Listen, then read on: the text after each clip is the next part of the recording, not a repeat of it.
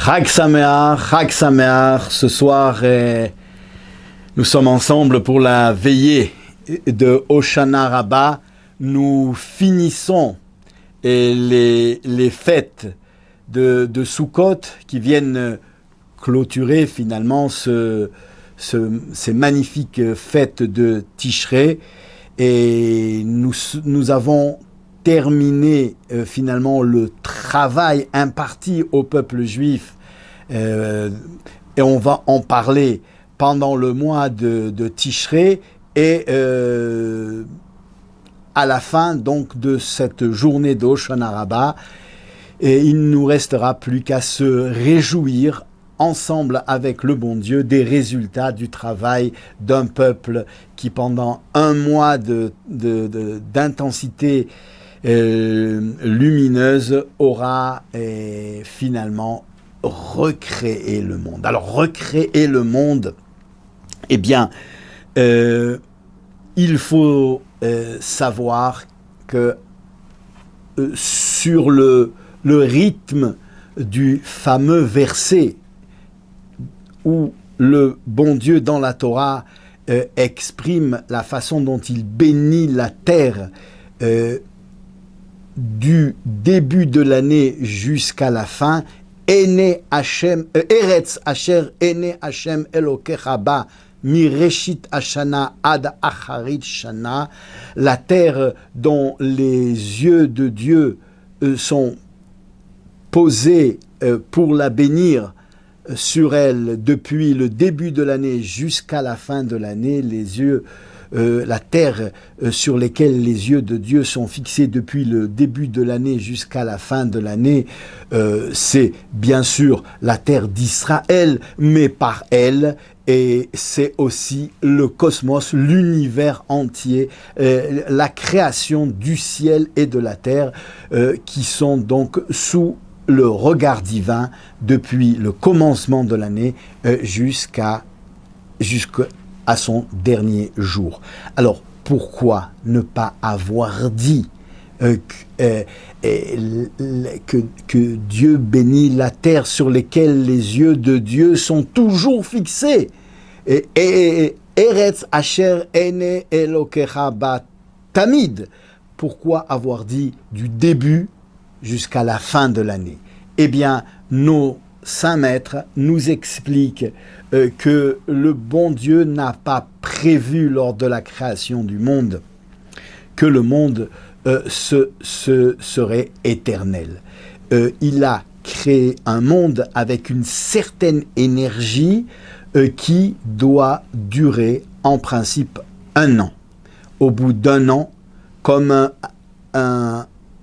une batterie qui pourrait faire fonctionner un magnifique appareil et qui, dont le temps serait limité à 1 seule année. Le cosmos, l'univers est un des appareils les plus magnifiques qui puissent être. C'est le plus magnifique des appareillages existants. Eh bien, le bon Dieu lui accorde une énergie de vie de 1 an. En fait, lorsque Dieu a créé le monde, l'énergie qui était à l'origine du monde était bien plus réduite que cela, parce que il s'agissait uniquement de le faire subsister jusqu'à ce qu'il y ait une opportunité pour lui donner une puissance d'1 année. Alors, de quoi je veux parler? Eh bien, lorsque le monde a été créé, il a été créé en 6 jours, et le 6e jour a apparu le premier homme, le premier être humain, Adam Arishon, qui a été créé par le bon Dieu à partir de la terre. Et la première chose qu'il ait faite de son existence, puisqu'il venait d'être créé, c'est d'avoir couronné Dieu en tant que maître du monde. Eh bien, ce couronnement-là va être à la source, à la base de cette profusion d'énergie, de cette magnifique batterie d'énergie divine qui, durant 1 an, va faire subsister l'existence de l'univers. À la fin de l'année, eh bien, Adam Arishon, le jour anniversaire de sa création, qui est le jour de Rosh Hashanah, va à nouveau couronner Dieu, et ce couronnement-là donnera à nouveau le désir divin, le désir au bon Dieu de remettre une année en jeu l'existence de ce cosmos. Ainsi de suite, d'année en année, et ce, jusqu'à ce que et le fameux premier de la lignée du peuple juif, Avraham Avinu, notre père Avraham, est reçu justement le jour de Rosh Hashanah aussi, le premier jour de l'année, et la mission, l'ordre d'aller sacrifier son fils. Alors, pour lui, c'était un bouleversement inimaginable. Pensez simplement qu'il a été celui qui s'est battu toute sa vie contre les sacrifices humains, contre l'immoralité spirituelle ambiante dans sa génération. Eh bien, le bon Dieu, à lui, Avraham, lui demande de sacrifier son fils. Il va se lever de bon matin pour ne pas perdre une seconde et se soumettre à l'ordre divin. Il prend son fils et l'attache au moment de l'égorger, au moment de le sacrifier. Et le bon Dieu va arrêter Avraham en lui disant: voilà, ça suffit, tu as obéi, eh bien maintenant sache que tu as réussi cette épreuve, tu peux rentrer chez toi. Alors Avraham va en profiter et il va dire: j'étais prêt à sacrifier mon fils. Tu l'as vu. Tu m'as arrêté à la dernière minute. Et si tu ne l'avais pas fait, je serais allé jusqu'au bout. Eh bien, regarde. De ce fils-là, il va sortir tout un peuple. Qui nous dit que ce peuple te sera fidèle tel que l'est mon fils et tel que je l'ai été moi-même? Certainement qu'avec les affres que lui feront subir les autres peuples, eh bien, l'enthousiasme qui nous a porté, le courage qui nous a porté, nous, moi et mon fils, ne sera pas l'apanage de nos arrière petits-fils. Peut-être que certains d'eux vont s'écarter du judaïsme. Alors regarde, moi aujourd'hui, j'étais prêt à le sacrifier, ce peuple juif, en le sublimant par ce sacrifice, toutes les âmes qui vont naître à partir de ce fils Yitzhak seraient montées comme un faisceau de flammes vers toi et auraient atteint le summum de l'élévation spirituelle. Si il continue à vivre, eh bien, peut-être que ses descendants, parmi eux, vont trouver certaines mauvaises pousses qui vont s'écarter de tes voies. Alors, sache que tu en portes la responsabilité. Alors, pardonne-leur. Le bon Dieu va accepter et lui dit: bon, mais rentre chez toi. Bien sûr, je vais leur pardonner.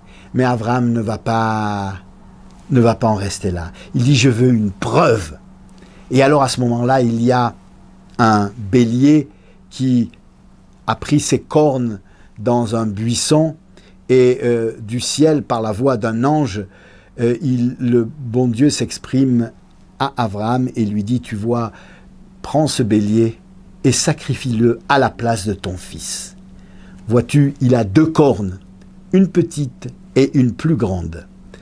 La corne de gauche, la petite, eh bien, je la réserve pour lorsque les enfants de ce fils Isaac seront réunis après la sortie d'Égypte sous la montagne du Sinaï et que je me révélerai pour leur donner la loi, la Torah, eh bien, je sonnerai du chauffard, je sonnerai à travers cette corne et la montagne tremblera et ils se rappelleront éternellement de moi. La grande corne, je la garde pour la fin des temps. Après une galoute, un exil terrible, eh bien, peut-être que bien des Juifs se seront écartés de ma voix. Mais par cette corne-là, je ferai sonner le son du grand chauffard. והיה ביום ההוא ייתקע בשופר גדול, ובאו העובדים מארץ אשור והנידחים מארץ מצרים, reviendront par le son de ce chauffard tous les exilés de la terre des persécutions, autant que ceux qui auront été perdus dans les siècles et les terres de l'opulence. Tous les Juifs reviendront. Tous les Juifs seront attirés par ce chauffard et reviendront. Entre-temps, entre ces deux étapes-là, le don de la Torah et la venue de Mashiach avec la rédemption finale, eh bien que chaque année, à cette date-là de Rosh Hashanah, il sonne dans une corne qui ressemble à cette corne de bélier. Et moi, je te promets que je me rappellerai qu'ils étaient prêts à faire monter toutes leurs âmes en sublimation dans un acte de sacrifice où tous auraient atteint les degrés spirituels les plus élevés, et je leur pardonnerai. Et cet appel qu'ils me feront par ce chauffard me donnera envie de donner une nouvelle année de bénédiction, une nouvelle année de lumière, une nouvelle année d'énergie pour ce cosmos. Et c'est comme ça que d'année en année, depuis le don de la Torah, par les tekiyot du chauffard, on déclenche chez le Créateur du ciel et de la terre, chez l'Éternel de toutes choses, un désir puissant de venir nous rendre encore une année d'existence, de nous renvoyer une année d'énergie pour que le cosmos puisse continuer à se perpétrer. Chaque année est différente, chaque façon dont l'énergie arrive est différente, donc ce qui se passera durant l'année sera différent, et bien sûr cela dépend de la ferveur avec laquelle on va sonner de ce chauffard, on va être attaché à Dieu et recevoir et le couronner comme l'avait fait notre ancêtre, le premier des êtres vivants sur la terre, Adam Arishon, lorsqu'il avait été créé. Mais cette lumière spirituelle reste potentielle. Ce n'est qu'après qu'elle avait été scellée une fois pour toutes pendant les efforts spirituels du peuple juif à Yom Kippour qu'elle va être finalement accordée. Mais ce n'est que le travail des Juifs durant la fête de Sukkot, à travers le loulav, la mitzvah de la soukha, l'étrog et les prières de la fête de Sukkot, que cette lumière-là, cette énergie-là va petit à petit descendre dans le monde et venir redonner au monde une vitalité qui sera le sort du monde durant l'année à venir. Eh bien, le bon Dieu a fait que les forces de cette lumière spirituelle sont à l'image, ou plutôt c'est le contraire, j'allais dire, sont à l'image des ondes de la lumière matérielle. C'est en vérité le contraire, c'est la lumière matérielle qui est à l'image de cette lumière spirituelle. Et donc, comme il y a une diffraction de la lumière, différentes ondes, eh bien, il y a aussi dans ces forces spirituelles, cette énergie spirituelle que Dieu renouvelle à chaque année, différentes ondes. Et chaque jour de Sukkot représente une onde de cette énergie qui commence par une spiritualité le premier jour qui ressemble, qui découle du travail d'Avraham Avinu et qui est à l'instar de ce travail-là, qui va donc être un travail de chesed, de bonté. Ensuite, il y a le deuxième jour, une lumière qui découle, est à l'instar de la lumière qu'a apporté Yitzhak Avinu dans le monde, c'est-à-dire la rigueur. Ensuite, le troisième jour, ça sera Yaakov, qui est une lumière qui procède de la vérité, de l'harmonie, de la miséricorde apportée par Yaakov dans le monde, etc. jusqu'à aujourd'hui. On est le dernier jour. Eh bien, c'est la lumière de David Améler, celui qui est le septième. Il était le septième dans les Nevi'im. Il est le septième fils de ses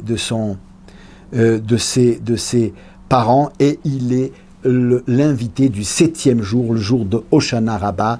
Le Midrash dans Vaikra Rabbah nous dira que tous les septièmes sont chers, à l'instar de Moshe, qui est aussi le septième à partir de Avraham Avinu, comme était Hanor, qui est celui annoncé par la Genèse, par le livre de Bereshit, comme étant celui qui a marché sur les traces de Dieu et qui est le septième à partir de Adam Arishon. Les septièmes sont toujours chers parce que justement les forces divines, l'énergie investie dans la création est en base 7. Elle trouvera son apogée lorsque, au niveau du septième, eh bien, on rejoindra la matérialité et la spiritualité se rejoindront en une unité. C'est le travail qu'a fait le septième depuis Adam Arishon, qui est Moïse, Moshe Rabbeinu, lorsque il a, après le don de la Torah, construit le Mishkan et finalement marié en une unité parfaite, le matériel et le spirituel. Cette unité restera finalement théorique jusqu'à l'arrivée du Mashiach, qui est le descendant, qui est le produit, qui est l'aboutissement du travail de David, du roi David, et qui finalement nous permettra de vivre une symbiose totale entre le matériel et le spirituel, où toute notre vie matérielle sera éclairée entièrement par la spiritualité, par la divinité, ce qui sera finalement la rédemption totale. Parce que la souffrance, le mal, l'injustice, la malédiction dans le monde est le produit finalement d'une dichotomie, d'une séparation entre le créateur et le créé, entre le spirituel et le matériel, entre l'élévation d'un service divin authentique et les exigences d'un monde temporel matériel. Eh bien, lorsque la condition humaine, la condition matérielle sera la fusion par la soumission à la spiritualité divine, eh bien, nous arriverons à la liberté, à la libération, à la rédemption. Et à ce moment-là, le monde créé par Dieu, qui nous paraît parfois si désagréable, si noir, il suffit d'ouvrir un petit peu les journaux, j'espère que vous ne le faites pas, mais pour s'apercevoir que même au XXIe siècle, où on a mis la paix en à l'apogée de toutes les vertus, eh bien dans le monde on s'entretue, il y a des massacres de partout et on continue à soutenir des tyrans, des despotes, des bandits chefs d'organismes de terreur dans le monde pour des raisons de complaisance politique. Il n'y a pas très longtemps, ceux qui étaient les pires terroristes, les pires ennemis du peuple juif peuvent être aujourd'hui des VIP d'une négociation où on va leur offrir des morceaux d'Eretz Israël qui nous ont été donnés par Dieu et on va leur donner le prix Nobel de la paix, de la vertu politique, etc., etc. Ces affres de la galoute, nous les tenons du fait qu'il n'y a pas de lien entre la théorie et la pratique, entre la spiritualité et le monde de la matière, entre la contingence de il faut ce qu'il faut, nous sommes dans le monde, et puis ce que nous désirons tellement, c'est-à-dire cette élévation spirituelle qui nous permettrait de vivre comme un véritable juste, un véritable saint. Eh bien,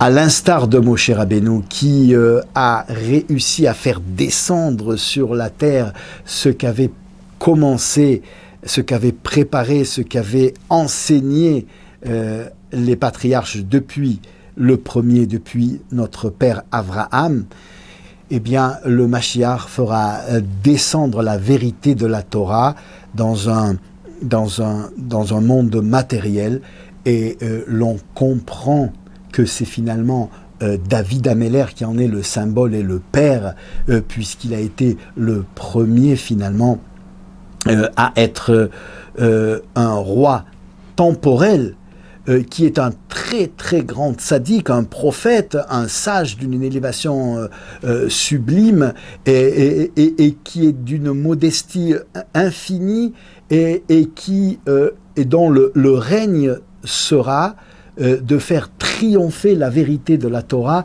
de manière temporelle sur la terre, parce que il en va du but divin qui était de vouloir régner sur cette terre-là.